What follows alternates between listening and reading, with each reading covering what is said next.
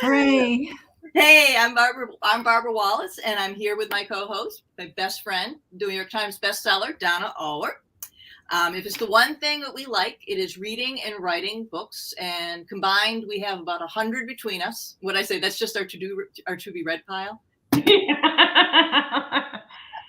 Seriously, we do have between 100 books, and we love reading and writing historical fiction, and we're super excited because Sis posted a comment already. We have Sydney Young with us from HF Chit Chat, who also loves reading and writing historical fiction. I do. Hello, everybody. So let me go with this. HF Chit Chat. Let's see if I get this right. I'm going to make you. First off, let me tell everyone who you are. You are a lawyer, a businesswoman. You founded a reading in schools program. I was one of the founders of that. Yes. And you are an actress. I am. Yes. And a director. And you write historical fiction. Yes. Yes. Not all at the same time.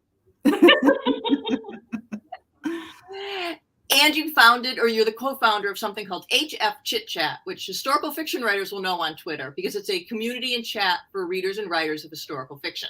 Right. But you want to tell us a little bit more? Just because I stole that off your website, but I know there's more to it than that. Yes. So HF Chit Chat we created that as a chat to kind of fill a void and help historical fiction writers feel a little more comfortable about stepping out there in social media and talk about our wonderful books, because everyone else is talking about theirs. And, we're kind of more in the stacks, right? We're kind of behind, and we like all the history stuff. But our historical fiction is wonderful. And I think you've seen it take off in a few years as far as the genre coming back into fashion again. And I think it maybe is because we historical fiction writers and readers have caught up with talking about it. So HF Chit Chat, I went to a Historical Novel Society conference, my first one in 2017, loved it so much, and loved getting to talk with people about historical fiction and writing it. And then left and just felt such a void. And I was learning Twitter. I'd been on it for a while, but just kind of watching and loved the hashtags like Pitch Wars, which brought writers together. And Jana and I actually met through Pitch Wars. We were one of the few historical fiction writers that we found our particular year writing and participating in Pitch Wars. And so I talked her into going to another historical fiction writers conference. And at that conference, she says I asked her about 3 times, hey, let's do this chat. Let's do this chat. And she finally agreed. And she actually came up with the name. I think it's a really cute name. And so we started it, and it's been so fun because we really didn't know whether it would be more writer or reader oriented, and the writers really just took off with it. And I think there's a lot of watchers and readers that pay attention to it, but it's mostly the writers who chat. Yeah. So we have it on Twitter and also on Instagram. I pretty much solely run the Instagram feed whenever I have time, and it's just to help other people get noticed. But mostly everything happens on Twitter, and we have usually a live Twitter every other month and then a daily chat every other month. Most people love the daily chats. And what that means is we'll have a topic that we're going to talk about, and we talk about a little bit different thing each day. And everyone just throws out their comments. But those are really hard to work. And so because of that, we invited a couple of other writers and historical fiction lovers into the chat, Gabriella Saab and Alicia Gilmore. And since then, both of them have been picked up and published. They were not published when they joined in as co-hosts, and it's been really fun to see their journey.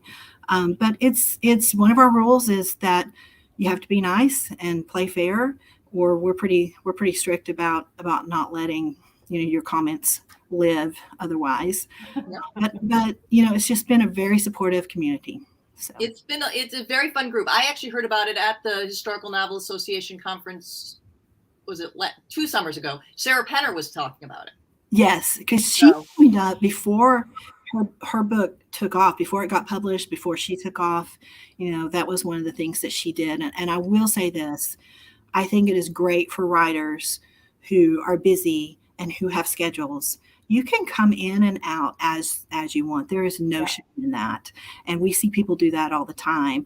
You can kind of tell when a writer's got something about to come out, they start getting active again. And that makes sense, because they need to be more on the marketing publishing side than say on the writing side. So whether you want to come and hang out with us all the time or, show up sometimes, that is just fine. There's Yep. no And judgment there. we'll put the links to the Instagram and to your Twitter account in our show notes so people can find them. But it's hashtag HF Chit Chat if anyone's looking. I always just do a search to find the most recent one, and away I go. Yeah. So, okay. Thank you for being here. Sydney is the one that suggested this month's book, and we are going to have such a great discussion. It's already been going on offline with a bunch of groups. We're going to be talking about Katherine Chen's, if I can add this to you, Katherine Chen's book, Joan. For those who haven't read it yet, it's a fictionalized origin story of Joan of Arc. This deeply researched novel is a sweeping narrative of her life from a childhood steeped in both joy and violence to her meteoric rise to fame as the head of the French army, where she navigates both the perils of the battlefield and the equally treacherous politics of the royal court. Many are threatened by a woman who leads, and Joan draws wrath and suspicion from all corners, even as her first taste of fame and glory leave her vulnerable to her own ambitions. This book has been controversial. We're going to get to that in a little bit. But before I do, let's kind of go around. What did you all think of the book? Sydney? Well, I loved it. I loved it so much. And I'm of the, I'll read anything. I'm like you guys, I'm pretty voracious. But my favorite kinds of things are the books that I think are kind of influenced by Hilary Mantel. So the more serious, more let's take someone's life and look at it a different way.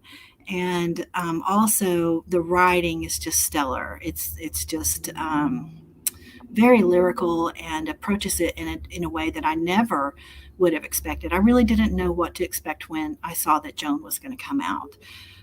But I believe that it gives me more of a background of what her life could have been like and how she could have gotten there in the real nitty-gritty part of life, not from what we hear about where she is, we think of her as a saint. But to me, it approaches her from how she might have felt it. So I loved it. How about you, Donna? I also really liked it. You're right about the lyrical prose. And so the note that I made about this, because this is something that struck me from the very beginning, is that she writes it in third person present tense, which a lot of times you only see present tense with first person. So it's an interesting choice. And I think it lends itself really well to the strength of her voice. Like, I think it just makes, and it's very expository, but it really does lend itself to the voice. But my one thing that, by the time I got, probably halfway through or 3/4 of the way through, it didn't bother me so much anymore. But when she goes into internal dialogue, or she's, thinking about what other people have said, there's never any quotation marks or italics.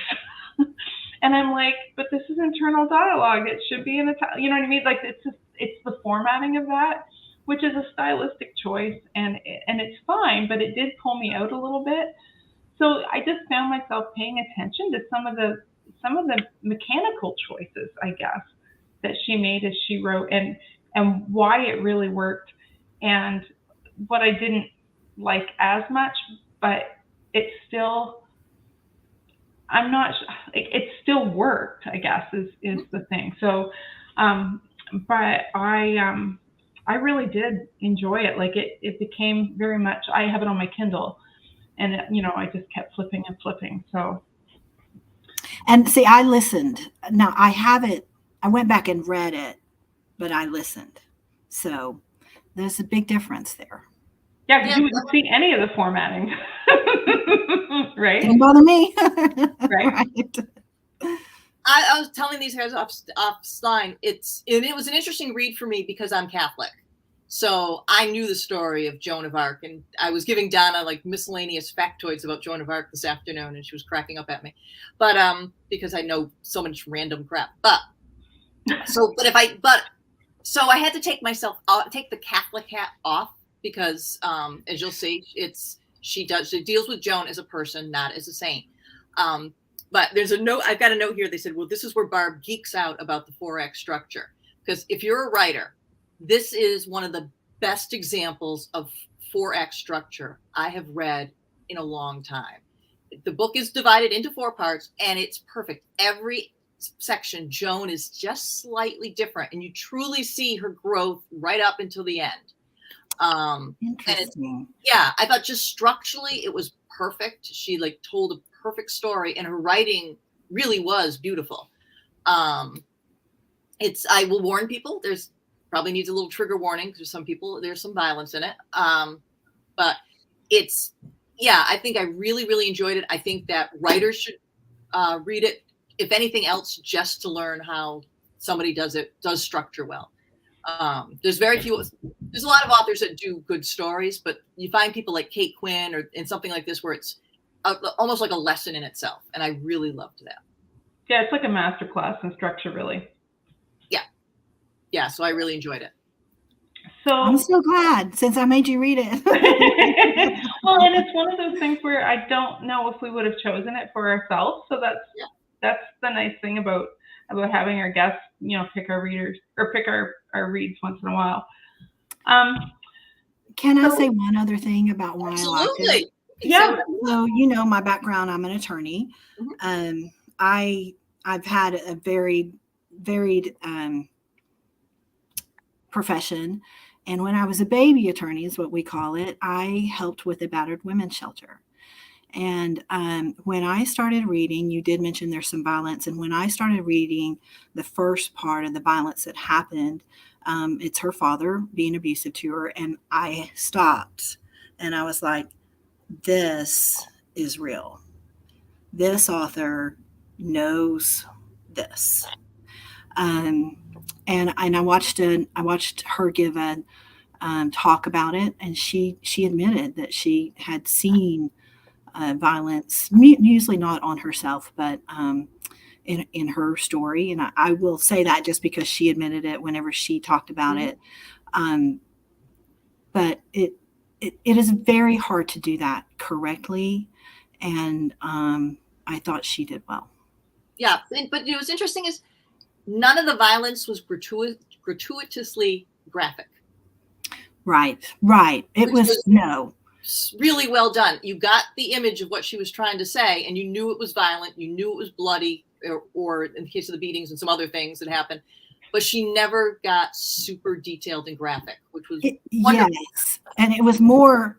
It really was more the victim's experience. Yeah, exactly. Yeah, it was more. I found it raw and honest without being sensationalized. You know what I mean? Right. That's a perfect way to put it. Yeah. Or romanticized. Yep. So anyway, I wanted to say that. So speaking of, her relationship with her father, there are a bunch of key relationships that she has within the book, and her relationships with men differ from her relationships with women, and how they affected her were very different as well. So I might give my perspective first, and then see what you think. I found that the male, her male relationships, so her father, her uncle, the Dauphin, and then ultimately the king, and then her, the other officers that served with her, like Lahir. I found those were mostly about her either her abilities, or her masculine qualities. And so they were more relationships of, dare I say, utility. And she learned things from each person, and she learned she learned how to fight from her father and from her uncle, really, who taught her so many things, but one coming from a negative place and one from a positive. But then when you look at her relationships with women, there's her sister, of course, the women in her village who always seemed to take her in when she escaped the house and needed, wounds tended.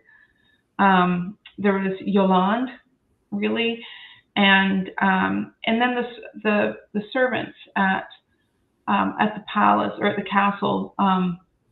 In the third part, I guess, is what really struck me. So, and Yolande was more a woman of power, and so they met as women of power, and then Yolande tried to express to her, how limited Joan's power was. It was based on victory, right? But I found that most of those relationships were then nurturing relationships. Like when her servants dressed her for battle, it reminded me of dressing a queen. It's just, instead of it being robes and gowns and jewels or a crown, it was armor. But the same, they went with the same care. And I made a note in my Kindle. Oh my God. Sorry. I know this is, totally forgot to bring this up. But it's just a section that I made a note in. The good thing is I only made one note, so I can find it really easy. So the way that her relationships formed her, there's a quote after battle when she's sort of figuring out who she is, and she says, "She vows she will not be this way. If she will flatten, then she will also nurture. She will kill, but she will heal. She will shout at her men in battle and shame them so they can find their strength and do better. But she will sit by the beds of the sick and the dying to tell those too ill to stand that their city has been liberated." So it's a really good marriage of the masculine and the feminine. And I think out of everything out of this novel, I think that was something that's the part I love the most. So that's probably why I've talked about it a lot. but I really think that. So relationships, go. Whoever wants to go first. We'll throw it to the guest. Look at her go. I one thing I liked about this, it reminded me so much of my childhood and my relationships. I was one of those kids that was out there throwing dirt clods, and living wild, and not. I mean, I did play with dolls, but I just remember just being really free and not, a tomboy. My mom would not let me wear white dresses. My sister was exactly the opposite. So I really bonded with her writing over that. It felt like a wild child, out there. And then her relationships with so many men are, that's who she's comfortable with. And I deal with men all the time, just daily. And then with the women, she's a little bit more guarded, other than her sister. And I loved that relationship with her sister because it completed her. It really showed that she was more than just about I have to save my country. It took it down to a whole personal level of there is someone I love, and she was taken from me, so that's how I felt. I felt like the relationships were not typical, I guess is what I want to say. And I think that's exactly right for that book. One of the things I thought was interesting is that up until maybe the third act, when she's in Paris and she's with Elaine, she kind of, other than her sister, who she sees as a very pure, wonderful woman, she kind of thinks of women as weak. Her mother is weak. The women are weak. It's the men that are strong, the men of action. And then she gets to Paris and finds out that there are women that do it too. And she gets, a little lecture about don't misjudge gentleness for weakness. Yeah. And I really liked that. I think I really liked I liked a lot of the lessons that she got towards the end. Like you realize that she's a kid, and she was only 17, 18 years old. Yeah, you forget that too as time goes on and all the different battles. You forget that she's only 17. Right. And so she got some very valuable growing up lessons. But I did think that you're right about it was a marriage of male and female, and by the end, she's flipped some of how she views some of her relationships. Like her uncle, she realizes is different than how she viewed him. The women were different than how she viewed him. And I really liked how they did that and flipped it all on its head and said, okay, you know what? Women are the strong ones as well. I tagged one passage that I loved that really, really emphasizes this to me. Mm-hmm. Because even though she saw women differently, she picked out different things than what a very feminist or feminine young woman would have looked at. But here it is. For a moment, Joan is breathless. The knights may have breastplates of steel and shirts of chainmail, but the women cover their hearts with ruby-studded brooches and star-shaped diamond pins. The knights have their helmets, but these women are horned. From their heads jut pennons like towers, and from each tower streams a flag of victory, a translucent, shimmering veil so fine one's hand might pass through it like air.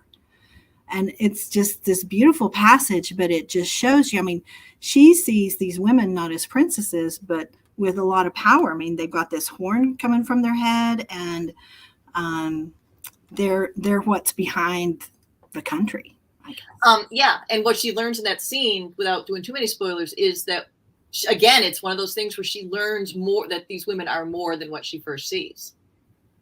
She thinks they're frivolous, and then she finds out. You're like, oh no, we're raising funds, those sort of things. So it was, I really, really enjoyed the different relationships. All right, we're going to start getting into the fun stuff. I get to put my Catholic hat back on for a minute. Okay. I will give Katherine Chen a lot of credit for saying right up front that this is not the Joan of Arc story that you're familiar with. Yeah. She doesn't try to pretend it is. She admits, you know what? I took a big chunk out of the story because I wanted to tell this version of it. And I respect that because she's honest with the reader. But the truth is that she did leave out a very large section of Joan's life, which was the voices from God. She heard, the real story is that she heard voices from St. Michael, St. Catherine, and one other saint that I don't remember. Bad CCD, Barb. And she went to the king on a mission to God. Katherine Chen chose to do it as her, not as a saint, but how other people saw her on a mission for God, and that she was just an average person who was doing just being herself, and that's how other people viewed her as a saint. Did the fact that she left out a major part of the story change anything for you? Well, for me, no, because I'm not Catholic. And so I have just always been so curious about, how in the world how did Joan happen? How did it happen? It's just impossible that it happened, if you know the time and you know where women were at the time. And so I found this to be a very plausible, it could have happened that way. And then also I watched that interview with her, and she said that this is the way the book wanted to be written. She actually wrote the voices, and she said it was awful. She said it did not work at all. So she started completely over. And this is how it wanted to be written. And I respect that. As a writer, we always talk about, what the characters tell us that they will and will not do. And it worked for me. So it didn't bother me. But to me, if you want to know about the Catholic side of Joan, there are many, many sources for that. So I really loved the chance to see her village, her people, the power plays that were going on with her, and this book did it for me. Yes, I would say, that was one thing I said to Don at the very beginning was, if you're Catholic, this is not her story. So put aside that part, and it's a wonderfully written book about a woman named Joan of Arc who saves her country. Yeah. and read it like that and enjoy it like that. I mean, I really enjoyed the book and enjoyed it as a work of fiction. And honestly, that to me is what a work of fiction is you encounter someone. And obviously I'd been curious about Joan for a long time. I've been to a riverboat tour down the Seine that was awesome. And we got to go and see the Joan of Arc church. I don't know if they call it a cathedral, but it's a very modern church. It's beautiful. So I've had many opportunities to get to know her. And this is the book that I actually opened up and read. And do I want to know more about her? If I do, this fiction actually put me there to pursue further. Donna? Also not Catholic. So, and a small little group. Well, I was brought up Protestant, and so of course this isn't a huge part of what I'm taught in Sunday school, that kind of thing, and so in that way it didn't change how I read it, but I did read it, I guess, with what I would call a grain of salt, because I know this is a fictionalized account, which sort of brings us into the next point, which is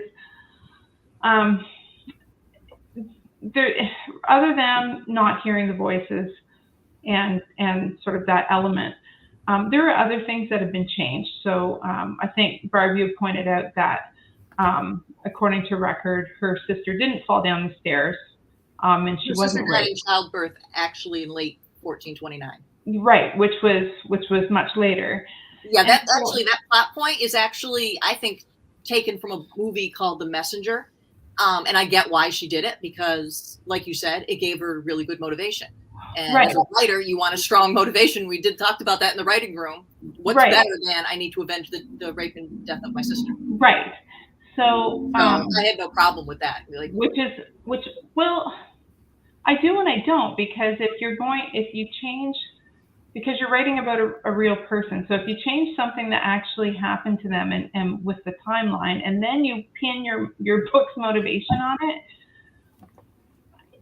it's a fuzzy area for me. And so I guess my question is, what kind of moral or ethical obligation do authors have when it comes to writing about real people? And what is that balance between your obligation to your creativity, which is what you were saying before, Sid, about how the book wants to be written, and then your obligation toward accuracy, and where is that line, and does it blur, and does it change depending on who you're writing about or who the author is? And then the second part to that question is, does it make a difference if the author puts some of that information in the author notes? And so does that make things better or not for you? So Sid, I'll let you go first.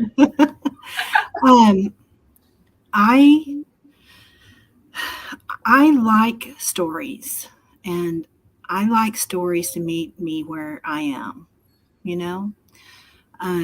and so I have no problem. I honestly, truly do not like alternate histories. And so I guess it's a point of, when does it become that for the reader? Mm-hmm. Yeah. And sometimes the author's note helps. Most of the time the author's note helps. I'll read them and I'll be like, oh, okay, I can go with that. Or watch an interview and go, oh, that's why she didn't include voices, So for me, I think it's not that the sky is the limit, but you have to make choices and live with them. And, it could make a difference on whether your book sells well or not. But as far as whether there's an obligation, I really feel like Hollywood has kind of blown that out of the water. Because, they just do it. And, nobody cares. So I think it's a choice, and I think you have to be careful, but in the end, it's a choice. And so long as the people are not living still, that's Yeah. a whole different area. So you have to be careful with that. But still, most of the time, these historical fictions, a writer might be flattered that someone picks it up and says, "Oh, you didn't do this exactly right," from the family, because it is clearly historical fiction, not a biography. Yeah. Well, and I would say, in fairness to Katherine Chen, it's so well written that whatever changes she made to the history line, were done on purpose to serve the story, Right. not poor research. So I don't want to, and I'm waiting for some fact checker to come in and say, Barb, I don't know where you got that, but Right. Okay, but you mentioned the living thing, and Donna and I go back and forth on this all the time because we do. We're actually thinking about doing a whole episode just on this topic because we talk about it so often. I don't know. I'm thinking of book. There's two books that really have brought this issue up for me. Is The Christie Affair and The Confessions of Sylvia P. I have not read either one of those. I can't believe it. I've read every other book Get ever. on it. They're good books. I mean, they're well-written books. But in both cases, what the author did was keep most of the real people and then take one real person out and insert a fake person and then change the story based on the existence of that fake person. So, for example, the Agatha Christie book, it deals a lot with Archie Christie's affair with Nancy Neal and Agatha Christie's 11-day disappearance. Well, she took Nancy Neal out of the equation and created this character, Nan O'Day, who had a different backstory and wrote this completely fictional story about the Nan O'Day and Archie and Agatha. It's like, well, I wonder why. Did she say why she did it that way? Why did she do it that way? I'm guessing legally might have been the issue. Yeah, certainly. You can get a letter from your publisher's lawyer at any point that says, do this different. Right. I mean, I'm guessing that's why they did it. I mean, that she was smart enough to do it. My question is, why do that? That was my keep going down. I'm like, why not just invent two more fictional characters rather than just remove one? And they did the same thing with The Confessions of Sylvia P. And that she takes the very thinly veiled Anne Sexton character has got another name and another backstory. Wow. And if you know this, if you know the history, if you happen to know the Sylvia Plath Anne Sexton story, you're like, that's Anne Sexton, and now you made her this. And at what point do we have an obligation to stick to the real history and turn it completely into fiction versus this hybridy thing that is neither real nor, you know what I mean?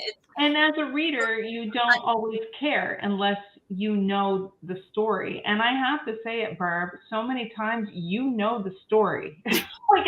I don't know how you know all that you know, but sometimes you're like, but they changed this. And I'm like, I have no idea who that is. So it doesn't bother me, but you pick up on it, and certainly other people pick up on it. But also I worry about it in things like I know people who feel The Crown is an accurate depiction of history. Right. And there's a lot of people that feel that there are accurate things about history. Yeah, so it's left to the person who believes it now instead of just the person that tells it.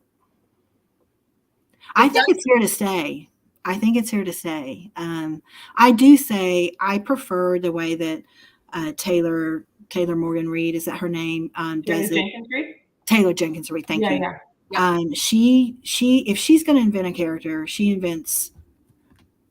I mean, you're sitting there reading it like, what is it? The Seven Husbands of Evelyn Hugo. Yes. You're sitting there reading it and you're like, oh, it's this star. And then you're like, oh, no, it's this star. Oh, no. And so she really kind of mashes it all together. And you don't know in the end, it's her own creation. Right. I like that.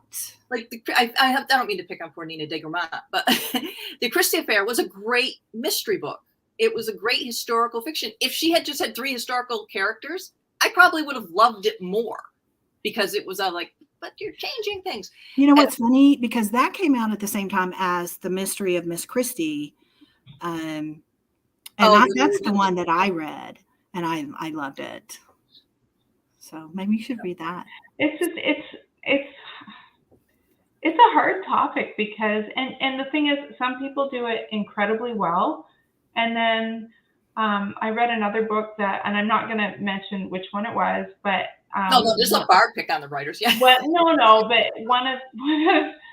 of the main characters was completely fictional, and then the other main character was a real person in history, and it felt like it wasn't. It felt awkward, and so and it felt like they weren't matched. So it was interesting, but when it's really well done, it's really well done. You know what I mean? So I don't know. It's like I said, we go back and forth on this all the time. It's not wrong either. So that's why I go back that's why I keep saying, what's our obligation as writers? It's also, I mean, they're building their fan base that way. Yeah. So you're either going to read them again because you liked it, or you're not, because you're going to be like, I don't really like this part alternate history, you know. Well, and there is this very voracious appetite right now to learn about a lot of the stories that haven't been told in history, especially women's stories. Yes, because, I'm so glad. Because it's always been the male gaze. So now all these stories about, you know, real women in history, and those are great stories to be told. So there's also like this need to tell those stories. Anyway, I know. It's a multifaceted discussion. No, I'm an anomaly in that I have this bad habit. If I'm reading, I Google and find out all the information and know all these random facts about the real things. I think that's good, though. That's what it's for. It's true. And I now have incredibly random facts about everything in my head. But I lost track of where I was going with this. I think that if you don't know the story, then these books are really enjoyable. Yes. I mean, I'm my own worst enemy, and that I know all these random things. So I'm like, oh, that's the Audrey Munson story. Or you go and look it up. Well, and let me tell you this too, though, and maybe I come at this from a lawyer standpoint because I've read many court transcripts, and the truth is always very different. You know, the two people can be there, but they don't see things the same. That's true. And so I have, like what I'm doing with Lady Bird. I can think, you're writing it. I have this down. Well, you read another transcript and they thought a whole different thing. So, you know, it's there for us to take and explore. And I'm really, really glad that we've got this wonderful creative moment going on with women's biographical fiction, even if part of it isn't always true. Well, yeah. Well, like I said, I mean, I'm not above, I've tweaked some things in my manuscript with the timeline too. I mean, I'm not going to ever pick apart somebody who's like, oh, well, that really happened in June. Or I think we were talking more about massive revisionist history, which is, and this has actually been a discussion going on in Facebook offline, is at what point does it become revisionist history versus historical fiction? Right. And that's, I think, that's one of my questions regarding these books where you insert things. And at what point do we have an obligation to tell the reader up front what we've revised? I think what we do, I think we do have an obligation. I think Katherine Chen has never held back what she wrote. And I appreciated that. I knew going in what I was reading. And she did a great job with it. So it was beautifully written. There's no question. Didn't try to pretend that this was the only version of Joan out there. No. And her descriptions were poetic. Like, just beautiful turns of phrase and descriptions, and suited the time period. Like the language suited the time period. So, I mean, there was a ton that I loved about this book. Yeah. And it's here's the thing. We've been trying to keep our episodes to 30 minutes. And I said to Barb earlier today, I'm like, this is not going to be a 30-minute episode because it's so meaty. Like there's so much, and I feel like we only scratched the surface because there's so much we could talk about with this book. I agree. Like, and just read the book for the opening scene alone. And that is such a powerful scene. But you know what? I think part 3 was my favorite part. Really? See, I like part 1 was my favorite part. Did you have a favorite part, Sydney? No, I did not. I liked it all. I liked it all. I have to say, I did love. I guess part one drew me in and sold me. Absolutely. Yeah, you really, really feel for young Joan. Yes, and I loved the way it ended. Oh, I did too. She it ended at a very smart point. Yes. And yes. We won't spoil it for people. But anyway. For those who don't know what happened. Go read this book and talk about it. Really, All right. So we are going to talk about this on our Facebook group in Step Into the Story, because like I said, we could talk about this book forever. But I have a lighter question for everybody, and we kind of talked about this earlier. So if you were to cast Joan in the movie, who would you cast? Barb. I said I would cast Liv Hill from the Serpent Queen. Okay. I think you and I were of one mind when we came up with casting. So who did you pick? Well, you say it. Okay, so Gwendolyn Christie. So Brienne of Tarth. I'm going to bring it up. So there's the two choices. Yeah. That we had, although you just have to do her hair in like they kept referencing the bowl over the head haircut. Which okay, fun stupid fact. That's really where the first bob came from.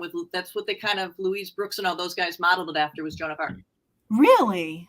Yeah, I read that in Katherine Chen's notes. So wow. Okay, so then I thought of another question as I was reading through part 4. We want people though. People can vote which one they think. So, yeah, for sure. We're all gonna go for the one with the sword, but maybe not. Maybe not everyone pictures her that way. You didn't. No, I'm much stockier and yeah. Who would you cast as the king? The Dauphin and the king. Oh. Okay, so I'll tell you who I had in mind, why I thought of it.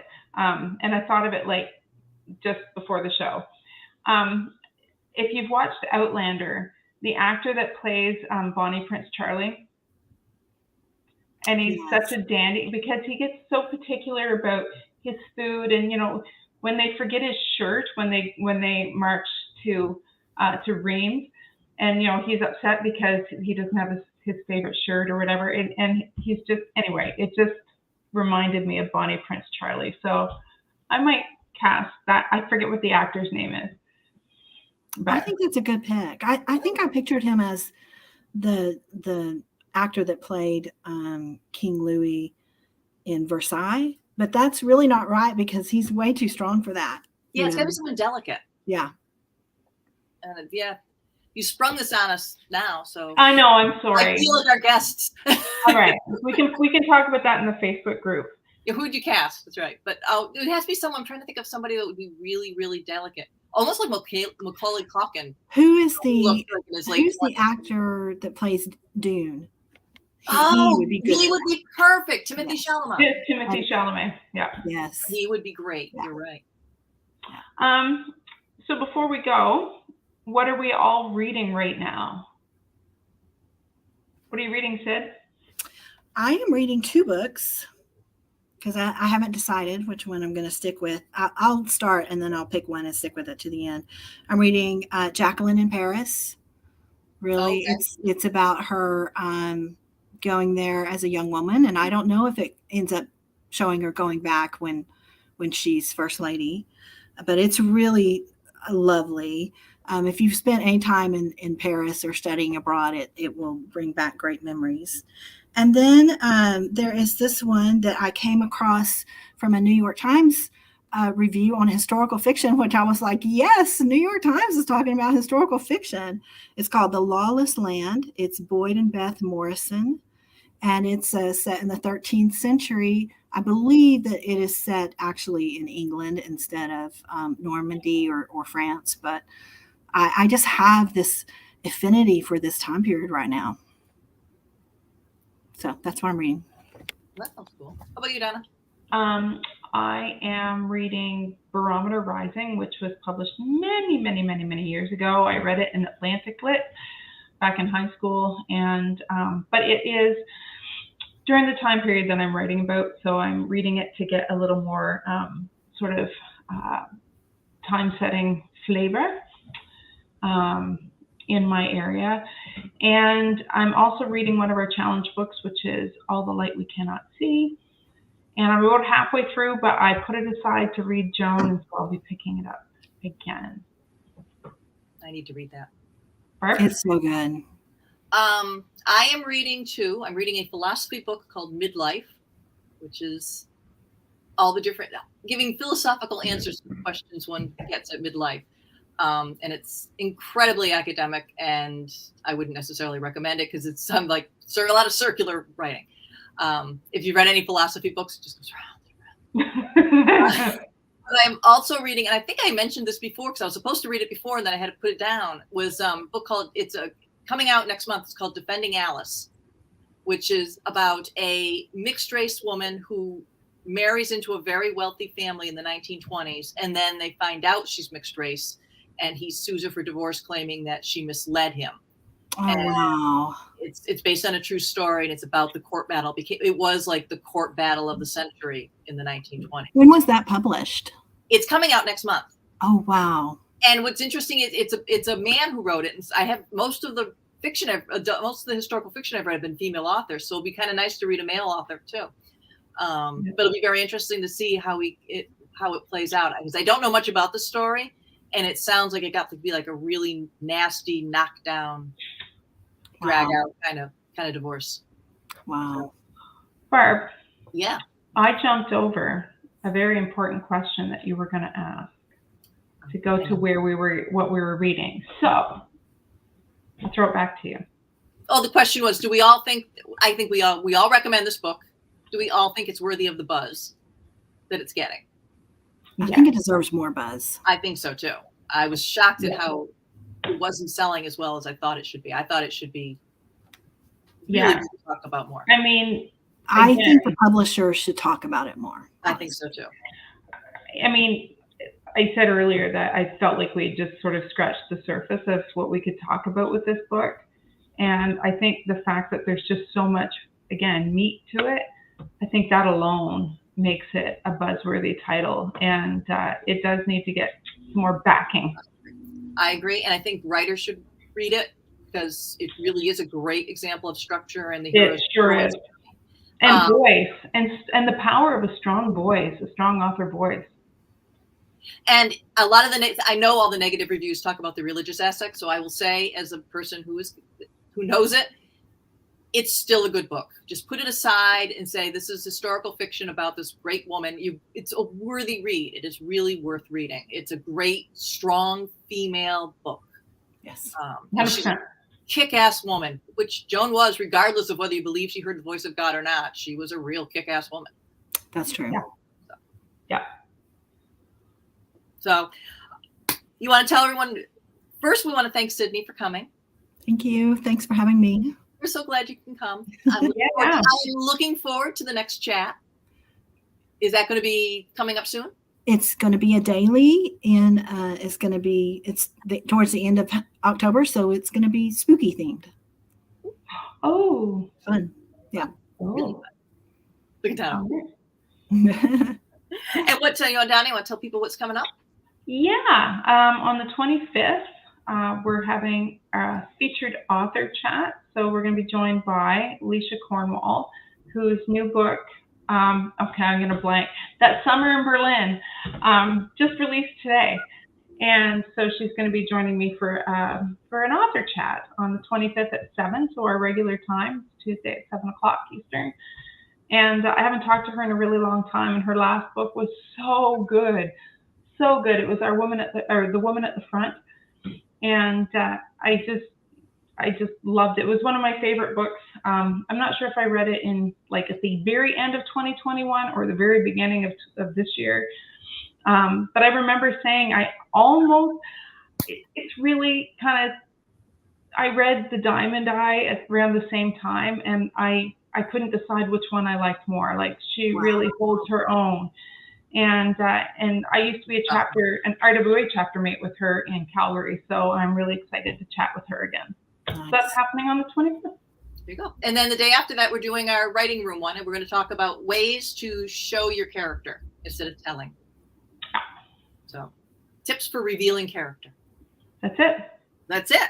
So if you liked what you're hearing, and we hope you'll come back, please subscribe to us on YouTube and join our community. Step Into the Story at Facebook. It's facebook.com/group/Step Into the Story. Make sure that you're on Twitter and follow #HFChitChat, and follow Sid because she always posts really interesting things regardless. And someone just said Joan is going to move to the top of my TBR pile. Yeah. Someone Mission accomplished. Really? One copy at a time. Whether she embodies the values of her time or her contemporary mores. And I would say it's an excellent merger of the two. I think so Joan too. ahead of her time. I agree. Yeah. So you're going to love it. Come back and tell us what you think. So, all right. Thank you, everybody. And we will see you soon. Thanks for coming, Sid. Thank you. Bye-bye.